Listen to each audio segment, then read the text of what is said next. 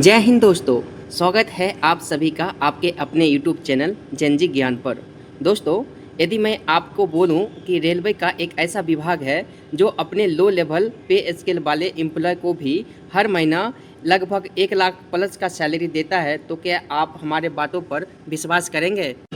तो दोस्तों, आज के इस वीडियो में रेलवे के इसी डिपार्टमेंट के बारे में आपको हम पूरा डिटेल से बताएंगे कि यह कौन सा डिपार्टमेंट है, इसकी वैकेंसी कब और कौन कौन सी पोस्ट पर आती है, सब कुछ डिटेल में हम लोग बात करेंगे। तो दोस्तों, जैसे कि आप सभी जानते हैं कि मैं हर एक वीडियो में बोलता आ रहा हूँ कि ऐसा कोई भी सेंट्रल गवर्नमेंट का कोई डिपार्टमेंट नहीं होगा जिसमें हमारा दोस्त जॉब नहीं कर रहा है। तो आप किसी भी डिपार्टमेंट का सैलरी स्लिप देखना चाहते हैं तो आप हमें कमेंट कीजिएगा, मैं उस डिपार्टमेंट का सैलरी स्लिप और उसका फैसिलिटी, उसका जॉब प्रोफाइल का वीडियो आपको देता रहूँगा दोस्तों। तो चलिए दोस्तों, सबसे पहले हम इस डिपार्टमेंट का सैलरी स्लिप को देखते हैं।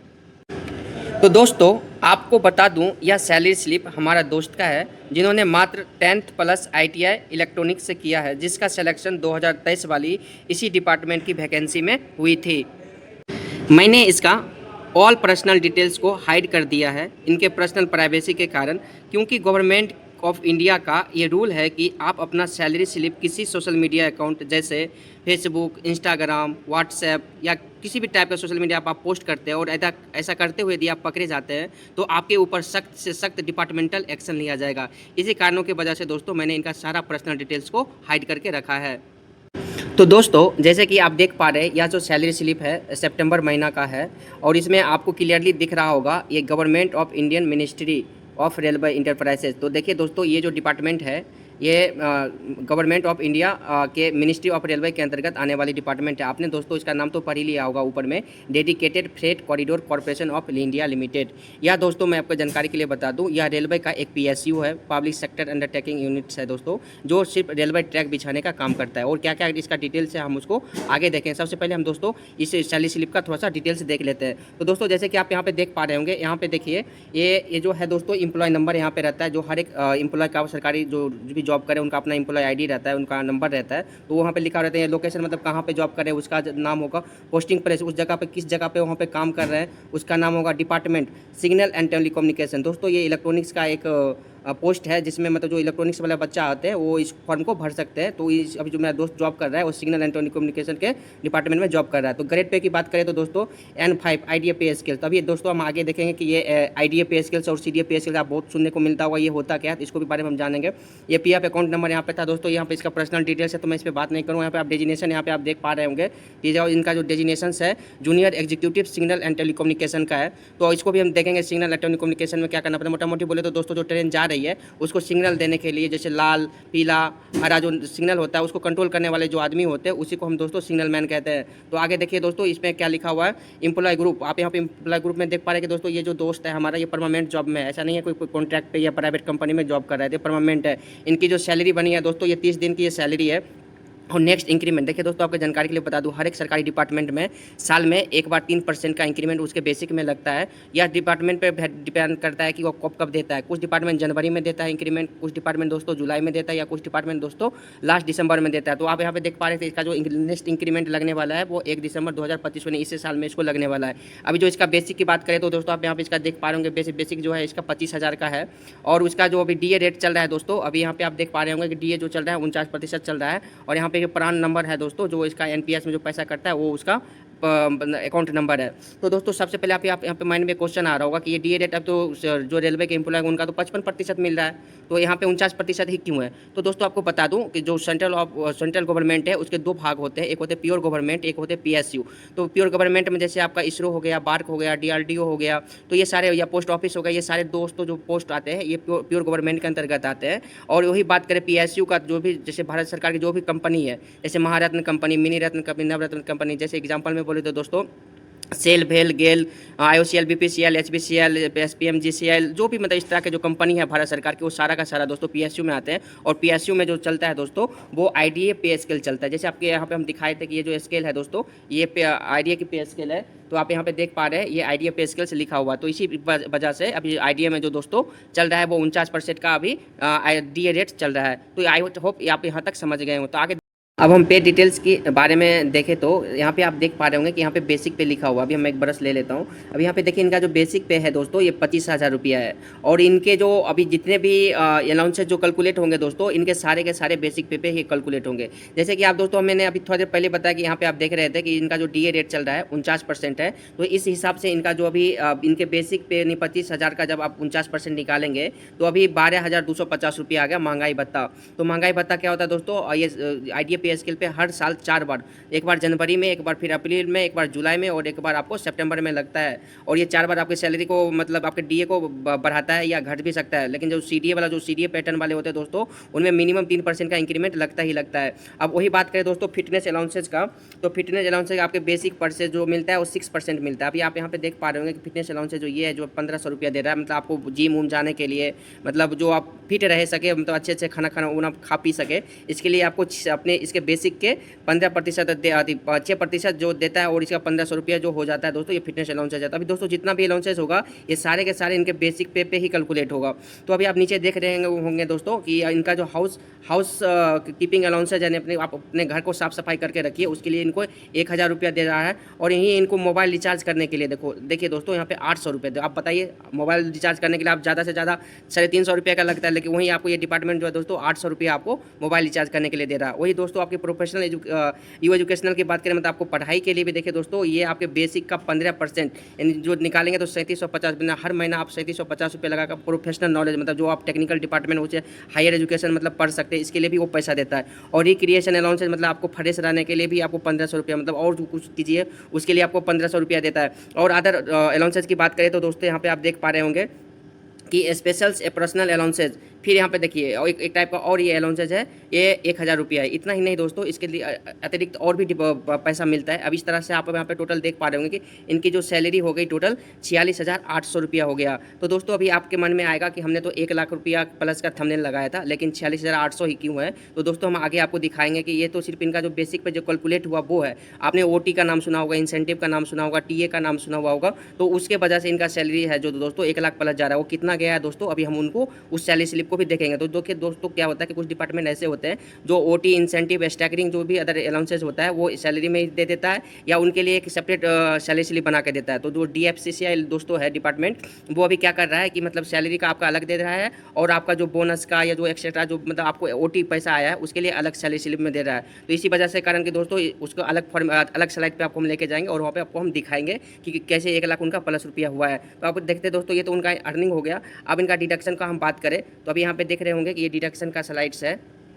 देखिए दोस्तों, कोई भी जो काम करता है उसका प्रोफेशनल टैक्स कटता है, और मिनिमम जो प्रोफेशनल टैक्स होता है, यदि आप टैक्स स्लैब में नहीं आ रहे तो 200 रुपये आपको काट के अपने सैलरी से देना पड़ेगा गवर्नमेंट को। वही PF की बात करें तो दोस्तों यहाँ पे देखिए एम्प्लॉय प्रोविडेंट फंड, EPF यहाँ पे दोस्तों DFCCI में चल रहा है। तो यहाँ पे क्या होता है कि आप अपना ये बेसिक, ये जो आपको बेसिक नज़र आ रहा है बेसिक, और ये जो आपका DA है, ये दोनों को जोड़ के आपका जो 12% होगा दोस्तों, ये आपको 4470 रुपया मिल जाता है इसका रुपया। और ये आपको रिटायरमेंट होने के बाद दोस्तों ये जो ही रुपया कट के आपको रिटायरमेंट के समय करोड़ों रुपया मिलता है, यही आपको पैसा कटा हुआ मिलता है। तो अभी जो EPF में दोस्तों जो मिल रहा है पैसा, वो आपके बेसिक प्लस DA का 12% जब आप दोनों को जोड़ के निकालिएगा तो 4470 रुपया आएगा। ये आपको इन हैंड सैलरी के रूप में नहीं मिलेगा। जब आप रिटायरमेंट होंगे तो उस टाइम आपको ये पैसा देखने को मिलेगा। वही आप आगे बात करें दोस्तों, लीज रिकवरी आप यहाँ पे देख रहे थे, इसके लिए इनको 413 रुपया यहाँ पे कट हुआ है। वही मोबाइल चार्ज रिकवरेबल बोले तो दोस्तों इनके 59 रुपया काटे गए हैं। वही स्टाफ वेलफेयर कंट्रीब्यूशन की बात करें तो दोस्तों 100 रुपया काटा है। ये देखिए स्टाफ वेलफेयर कंट्रीब्यूशन क्या होता है दोस्तों, आपको थोड़ा सा समझाओ।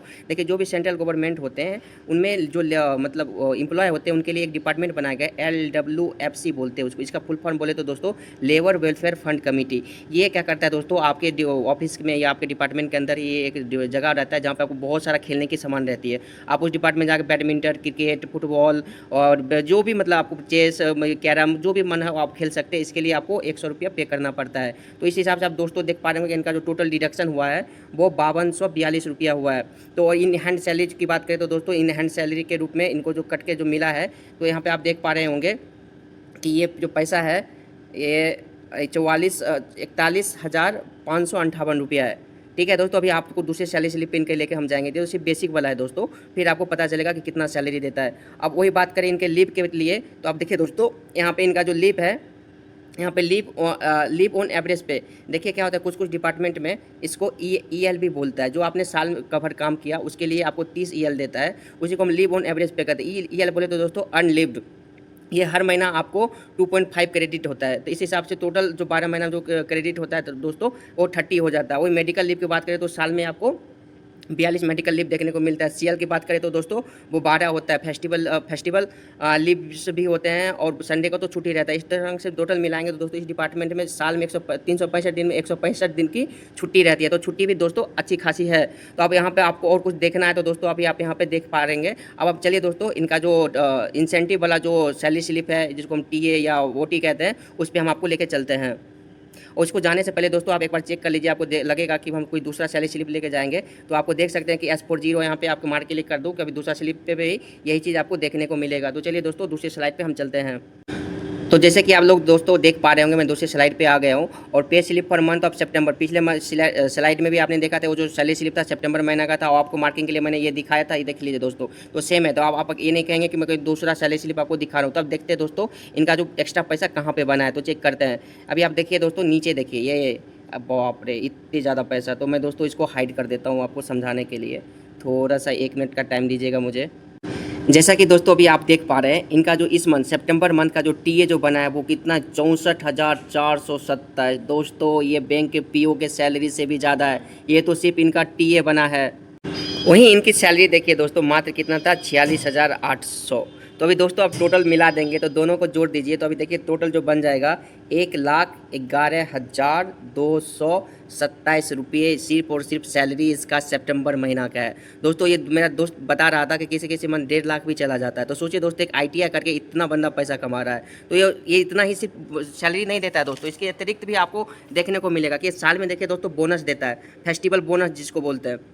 बोनस साल में आपको बोल रहा था कि मतलब 20 से 25 हज़ार रुपया बोनस इसको देखने को मिल जाता है। और उसके बाद के बर्थडे गिफ्ट मतलब साल में जो आपका बर्थडे आता है उसके लिए आप इसको 5,000 मिलता है। और जब आप शादी कीजिएगा तो ये डिपार्टमेंट आपको 50,000 रुपया दोस्तों आपको देगा। ड्रेस के लिए हर महीना दोस्तों 10,000 देता है। और एनुअली ट्रिप आप कहीं घूमने के लिए जाइए वहाँ पर जो आपको खर्चा होगा तो वो भी आपको रिम्बर्समेंट हो जाएगा। तो इतना सारा सब कुछ फैसिलिटी देता है दोस्तों। तो आपको समझ में आ गया कि दोस्तों इसी टाइप का और जानकारी आप चाहते हैं, किसी भी डिपार्टमेंट का सैलरी स्लिप के बारे में जानना चाहते हैं तो आप हमें कमेंट कीजिएगा, हम जरूर उसके जॉब प्रोफाइल उसका सैलरी स्लिप के बारे में आपको बताएंगे। इसके लिए दोस्तों आपको सब्सक्राइब कर लेना पड़ेगा। तो चलिए दोस्तों आप समझते हैं कि ये डीएफसी सेल है क्या, कैसे काम करता है, क्या इसका जॉब प्रोफाइल रहता है, कैसे इसका पोस्टिंग होती है, कैसे इसका सिलेक्शन होता है, कैसे इसका एग्जाम होता है, कब वैकेंसी आते है, सारा ऑल टू ऑल डिटेल्स हम देखेंगे दोस्तों अगली स्लाइड में।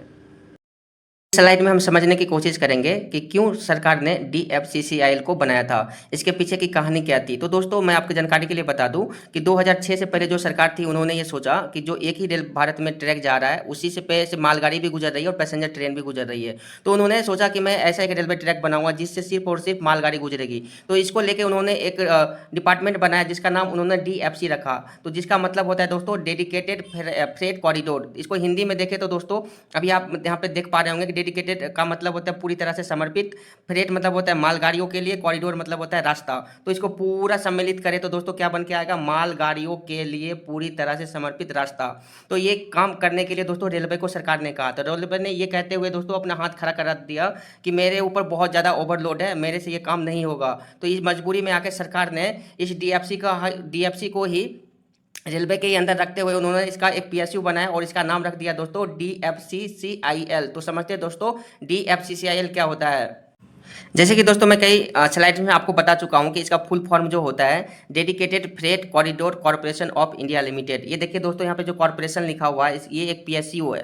तो इस गवर्नमेंट ऑफ रेलवे के अंतर्गत ये एक PSU है जो इसके अंदर ये काम करता है। तो इसका क्या क्या काम होता है दोस्तों, थोड़ा सा आपको हम कुछ फोटोज दिखाने की कोशिश करते हैं, आप इससे आप समझ जाएंगे कि एक्चुअल में इसका काम क्या है। इस फोटो में दोस्तों आप देख पा रहे हैं कि नई नई ट्रैक बिछ रही है। तो ये ट्रैक बिछवाने का काम जो है मालगाड़ियों के लिए किया जा रहा है और ये काम किसके द्वारा किया जा रहा है दोस्तों, तो ये DFCCIL के द्वारा किया जा रहा है। अब दूसरे फोटो को हम देखते हैं दोस्तों। इस फोटो में आप दोस्तों देख पा रहे होंगे कि कैसे मशीनों से अभी रेलवे ट्रैक को बिछाया जा रहा है। तो यहाँ पे आप जैसे दोस्तों लोगों को देख पा रहे होंगे, आपको लग रहा हो कि हमको खुद बिछाना पड़ेगा क्या, हम जॉब इसमें करते हैं। तो आपकी जानकारी के लिए बता दूं, नहीं दोस्तों, आपको सिर्फ आपके अंदर आदमी रहेंगे, ये सारे काम प्राइवेट लोगों से करवाते हैं और आपको एग्जीक्यूट करना है। इसलिए आपका पोस्ट का भी नाम है दोस्तों जूनियर एग्जीक्यूटिव।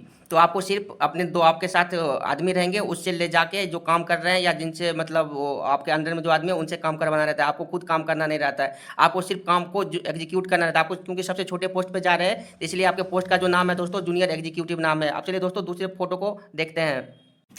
इस प्रकार दोस्तों आप समझ गए ही होंगे कि ये जो जितना भी रेलवे ट्रैक बिछाने का काम जो किया जा रहा है मालगाड़ियों के लिए, और सिर्फ डीएफसीसीएल के द्वारा किया जा रहा है। और ये जो ट्रैक पे ओनली मालगाड़ी गुड्स ट्रेन ही चलेगी दोस्तों। तो अब यहाँ पे जो दोस्तों आप आदमी को देख पा रही है, मत समझिएगा कि हमको पोस्ट करने के बाद ऐसी वर्दी मिलेगी, तो ऐसा बिल्कुल वर्दी नहीं मिलेगा। आपको एकदम एग्जीक्यूटिव की तरह आपको प्रोफेशनल दिखने के लिए ऐसा ड्रेस भी देता है, जिसके लिए आपको पर मंथ, जैसे कि हमको बताए थे कि 10,000 रुपया पर मंथ आपको देता है सिर्फ और सिर्फ ड्रेस के लिए। तो ये ड्रेस आपको नहीं मिलेगा, ये उनके लिए है जो यहाँ पे जो प्राइवेट कंपनी जिसको कॉन्टैक्ट मिला था, ये उनके आदमी है, ये वो काम कर रहे हैं। तो दोस्तों आप ऐसा टेंशन मत लीजिएगा कि हमको ऐसा ड्रेस पहना के ऐसा काम करवाया जाएगा। तो चलिए दोस्तों आप समझते हैं डीएफसीसीएल के बारे में क्या कैसे क्या काम होता है।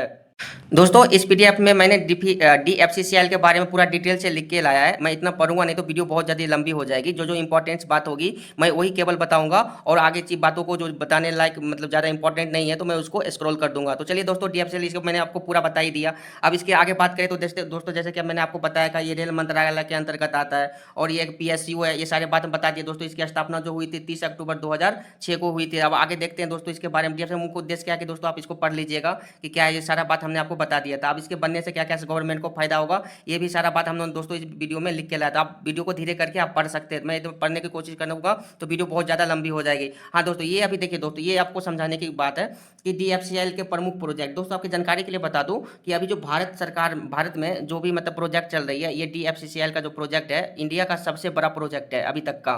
तो इसके कितने डीएफसीसीएल दो प्रमुख कॉरिडोर पे काम कर रहे हैं। कॉरिडोर बोले तो दोस्तों रास्ता, वो रास्ता क्या है दोस्तों, डीएफसीसीएल का भी दो भागों में बांटा गया था। एक था जो भाग ईडीएफसी इसको बोलते हैं दोस्तों। ईडीएफसी मतलब बोले तो ई फॉर ईस्टर्न, ईस्टर्न मतलब पूर्व की तरफ, डेडिकेटेड फ्रेट कॉरिडोर। और दूसरा दोस्तों है वो डब्ल्यूडीएफसी, ठीक है, ये मतलब D for western dedicated freight corridor. तो आप इसके नाम से ही समझ पा रहे होंगे दोस्तों, ये ईस्टर्न इंडिया की तरफ ये काम करता है, ये वेस्टर्न इंडिया की तरफ काम करता है। तो वही यहाँ पे दोस्तों लिख के हम आपके लिए लाए, तो आप यहाँ पे पढ़ सकते हैं। ईस्टर्न डीएफसी पंजाब के लुधियाना से शुरू होकर पश्चिम बंगाल के दानकुनी तक चलता है। यह मार्ग उत्तर प्रदेश के कई शहरों से और मेरठ कानपुर से होकर गुजरता है। यह कॉरिडोर पंजाब, हरियाणा, उत्तर प्रदेश, बिहार, झारखंड और पश्चिम बंगाल से होकर गुजरता है। लंबाई यह भारत के सबसे बड़ा रेल गलियारा, जिसकी कुल लंबाई दोस्तों 1839 किलोमीटर है। ये सब आप दोस्तों खुद से पढ़ लीजिएगा। अब मैं आपको इसको मैप पे दिखाने की कोशिश करूँ तो मैं आपके लिए मैप से फोटो भी लेकर आया, उसको आपको मैप को दिखा देता हूँ कि मेरा दोस्त कहाँ पे जॉब कर रहा है अभी।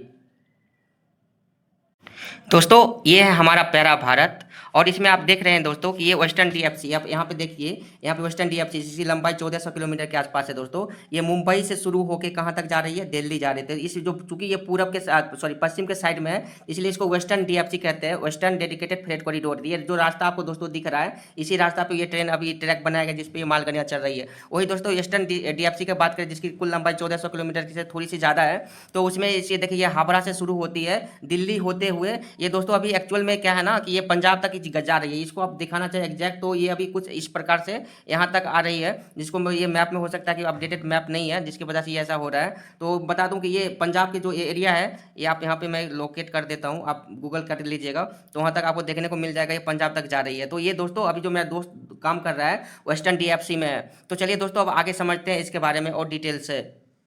चूंकि दोस्तों ये अभी कंपनी जो है बहुत अच्छा काम कर रही है, तो इसलिए सरकार ने इसके लिए और कुछ प्रस्तावित कॉरिडोर्स भी रखे हैं जो इस पर अभी काम चल रहा है। तो उसके इस प्रकार है दोस्तों, उत्तर दक्षिण कॉरिडोर, पूर्व पश्चिम कॉरिडोर, पूर्वी तटीय कॉरिडोर, ये सब साइट के नाम पे रखा गया कि ये साइट चलेगा तो इसका ये नाम रह जाएगा। तो इसकी योजना सर पे कार्य अभी चल ही रहा है दोस्तों। ये अभी जैसे कि हमको पता है वो दोनों तो काम कर रहा है, लेकिन ये अभी सर्वे में ही चल रहा है। तो आगे देखिए दोस्तों तकनीकी विशेषता, ट्रेन में जो 25 टन एक्सल लोड तक की बाहर ले जाने की क्षमता होगी, और उसके बाद उस गति में थोड़ा सा आप बता दूँ दोस्तों इसके बारे में कि अभी जो भारत में जो भी ट्रेन चल रही है उसकी जो मालगाड़ी जो चले उसकी एवरेज स्पीड दोस्तों निकाले तो 25 किलोमीटर प्रति घंटा आता है। लेकिन वही जो अभी जो डीएफसीएल जो ट्रैक बना रहा है उस पर अभी जो गाड़ी चलेगी 75 किलोमीटर प्रति घंटा की स्पीड से वो ट्रेन चल सकती है। तो आगे देखते हैं दोस्तों, ये इसमें देखिए अभी जो भी ट्रेन बन रही है, आप जैसे कि आप देख ही पा रहे होंगे दोस्तों को सारा के सारा बिजली ऑपरेटेड है। तो और इसके बाद और बात करें तो दोस्तों अभी यहाँ देखिए दोस्तों, आपके लिए लिख के लेके आया हूँ, यहाँ देखिए पॉइंट नंबर 5 को पढ़िएगा।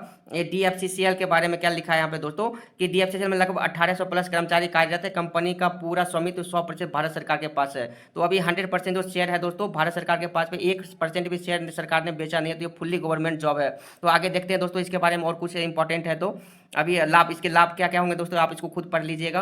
तो आज के लिए दोस्तों मुझे लगता है इतना ही रहेगा। तो चलिए दोस्तों, अब वीडियो के अंत पे इसका निष्कर्ष जो टोटल था इस वीडियो का निष्कर्ष यहाँ पे पढ़ लीजिएगा। अब देखते हैं आगे इसके बारे में दोस्तों। चूंकि दोस्तों वीडियो बहुत लंबी हो गई है, तो इसकी वैकेंसी, इसका जॉब प्रोफाइल और इसका सिलेबस, इसको कब एग्जाम निकलता है, कब मतलब कैसे कैसे क्वेश्चंस आते हैं, इसके रिगार्डिंग मैं आपको एक सेपरेट वीडियो बना दूंगा दोस्तों। यदि दोस्तों वीडियो पसंद आई हो तो सब्सक्राइब कीजिएगा, और आपको क्या क्या पूछना है या कमेंट में कुछ मुझे लिख के सजेस्ट कीजिएगा कि दोस्तों आपने ये वीडियो में गलती की। दोस्तों थोड़ा सा नया हूँ तो थोड़ी सी गलतियाँ कर रहा हूँ, थोड़ा सा सपोर्ट कीजिएगा ताकि इसी प्रकार से और मैं आपके लिए वीडियो बना के लाता रहूँ। और ये भी कमेंट कीजिएगा दोस्तों कि नेक्स्ट कौन सा डिपार्टमेंट का आप सैलरी स्लिप देखना चाहते हैं और उसके जॉब प्रोफाइल के बारे में जानना चाहते हैं। थैंक यू, जय हिंद दोस्तों।